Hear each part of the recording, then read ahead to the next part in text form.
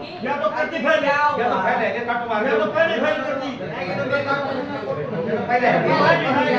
कैलाश यादव आज यहाँ पहुंचे आज इसी बैंक के अंदर किस मामले को लेकर इकट्ठे हुए? ऐसा है सर कि यहाँ पर कोऑपरेटिव बैंक में कुछ मतलब कैंडिडेट्स 3 जो समिति के मेंबर वगैरह बन रहे हैं, उन्होंने अपनी सलाह करके 3 कैंडिडेट लगाए हुए थे यहाँ पे कच्चे कर्मचारी, और वो ड्यूटी पर भी नहीं आ रहे थे।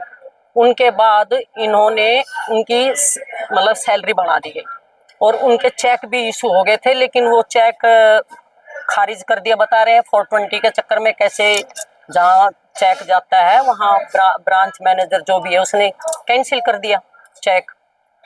अब ये कह रहे हैं कि वो बार बार कोशिश कर रहा है। 6 महीने पहले भी इन्होंने बताई थी कि भाई ऐसे ऐसे कार्रवाई की जा रही है, उसके बावजूद अभी 18 को फिर चेक कटे हैं, तो इसका मतलब वो बार बार 420 कर रहा है।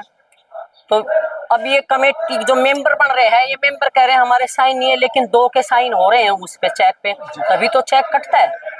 अब ये कह रहे हैं कि कल जाएंगे, मीटिंग है, ऐसे बस ये इसलिए ये इकट्ठे हुए थे। इन्होंने कहा कि भाई घपला कर रहे हैं।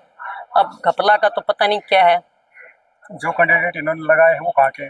वो शिलारपुर गांव के हैं। तीनों एक ही गांव? तीनों एक ही गांव के हैं। और उनकी एक की तो जैसे उनका नाम पता नहीं, बलीराम है, बिल्लू कहते हैं, चेयरमैन है शिलारपुर का। हाँ, उनकी बेटी लग रही है एक, और 2 उन्हीं के गांव के हैं। और ये कहते हैं जो ये प्रबंधक है यहाँ पे अमर सिंह जी, इनकी बोला ये सेट वेट है, ये आपस में करते हैं।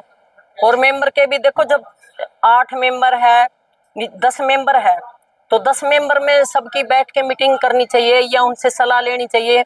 इन्होंने कोई सलाह मशवरा तो किया नहीं, और अपनी मर्जी से इन्होंने 2 के साइन करवा लिए। जो इनके पिट्ठू है अपने आपस में लेन देन होगा कुछ इनका। तो क्या चाहते हैं इस मामले में करें? इस मामले में अब ये यूं कह रहे हैं जी, देखो कार्रवाई ये होनी चाहिए कि भाई एक तो फर्जी, जब ड्यूटी पे नहीं आ रहे तो उनकी सैलरी ना दी जाए, बार बार चेक वही परेशान ना किया जाए।